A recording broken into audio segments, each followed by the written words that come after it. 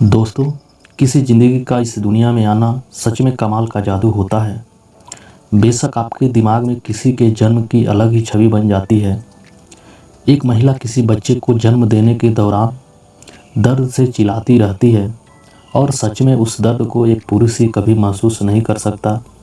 एक महिला किसी बच्चे को जन्म देने के दौरान दर्द से चिल्लाती रहती है और सच में उस दर्द को एक पुरुष ही कभी महसूस नहीं कर सकता। इसलिए कहा जाता है कि माँ से बढ़कर इस दुनिया में कोई नहीं है। बहरहाल इंसान के जन्म देने का सारा क्रियाकलाप आपको पता ही होगा, लेकिन क्या आपको कभी जानवरों को जन्म देते हुए देखा है? जी हाँ, मैं इंसानों से हटकर जानवरों की बात कर रहा हूँ, जो पूरी ही तरह से एक अलग ही क्रिया है। इस वीडियो को देखते हुए आप प्रकृति की तिथि के बारे में जानकर हैरान हो जाएंगे। आप शायद ये कहेंगे कि इंसान भी इस तरह जन्म क्यों नहीं दे सकते, लेकिन सच में मुझे यह वीडियो आप सभी को दिखाते हुए बड़ा अच्छा महसूस हो रहा है, क्योंकि आप इससे बहुत कुछ सीखने वाले हैं। वैसे क्या आपको पता है कि एक डॉग का बच्चा थैले से बाहर आ जाता है, या एक मादा हाथी सीधा अपने बच्चे को ज़मीन पर गिरा देती है? आज आपको प्रकृति के कुछ जानवरों के जन्म क्रियाकलाप के बारे में जानने वाले हैं।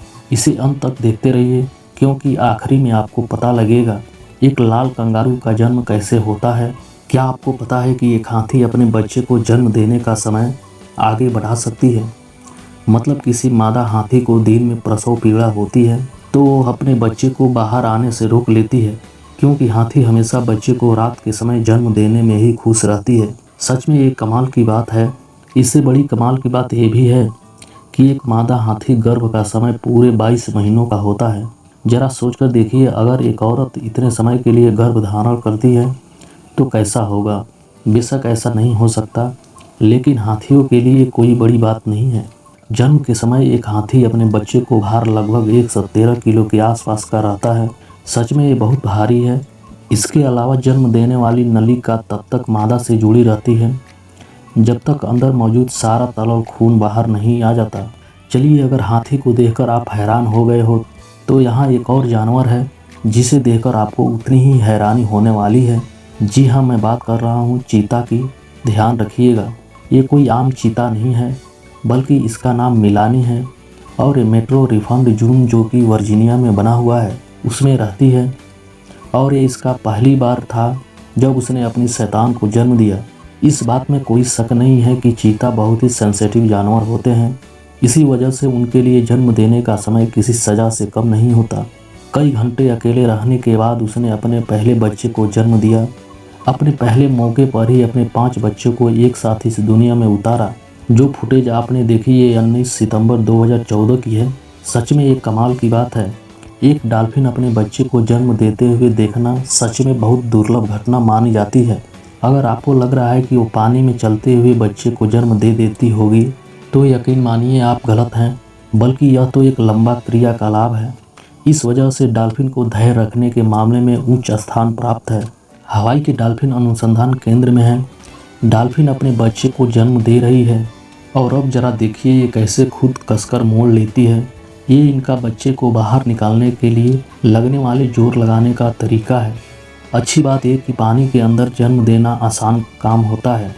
शुरुआत में ऐसा लगता है कि जैसे डॉल्फिन की एक और पूंछ आ गई हो, लेकिन मुझे भी सबसे ज़्यादा हैरानी तब हुई जब मुझे पता लगा कि जैसे ही बच्चा बाहर आ जाता है वो तुरंत ही अपनी माँ के साथ तैरना शुरू कर देता है, जैसे वो अंदर से तैरना सीख कर आया हो।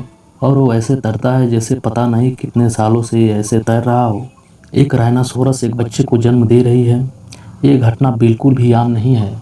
राइनासोरस के गर्भ का समय पूरे 18 महीनों का होता है और ये 2.5 सालों के अंतराल के बाद ही दूसरे बच्चे को जन्म दे सकती है।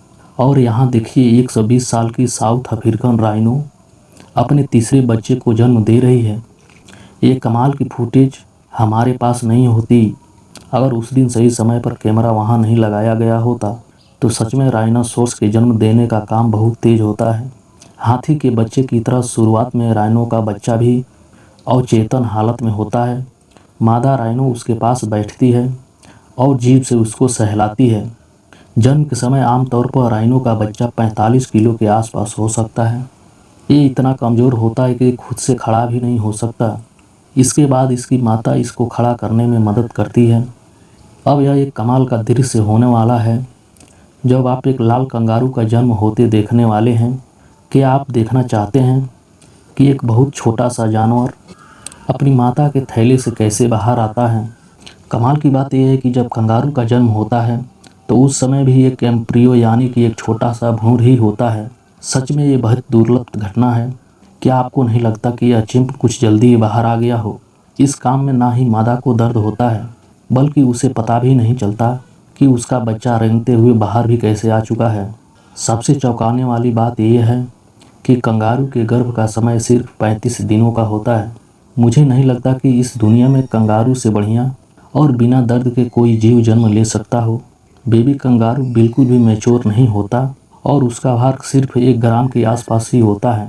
थैले से बाहर आने के बाद ये बच्चा रेंगते हुए मादा के किसी भी टिट्स पर जाकर खुद को जोड़ लेता है और ये वहीं पर कई हफ्ते व्यतीत करता है। इसके बाद ये पूरा बड़ा होकर इस दुनिया को देखने की समझ अपने दिमाग में घुसाकर बाहर आता है। दोस्तों, आपको इनमें से सबसे कमाल का जानवर कौन सा लगा? मुझे नीचे कमेंट में सेक्शन में ज़रूर बताइएगा। ऐसे ही इंटरेस्टिंग वीडियो देखने के लिए चैनल को सब्सक्राइब करिएगा। मिलते हैं अगले वीडियो में, तब तक के लिए